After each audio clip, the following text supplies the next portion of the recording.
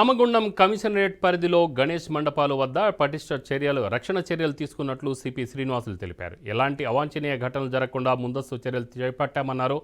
గోదావరి ఖనిలోని పలు కాలనీల్లో ఏర్పాటు చేసిన వినాయక మండపాలను సిపి సందర్శించి ప్రత్యేక పూజలు నిర్వహించారు. మంచిర్యాల, పెద్దపల్లి జిల్లాల పరిధిలోని గణేష్ మండపాల వద్ద జాగ్రత్తలు పాటించాలని సూచించారు. నవరాత్రి ఉత్సవాలను భక్తి శ్రద్ధలతో నిర్వహించాలని, ఇతరులను కించపరచకూడదని అన్నారు.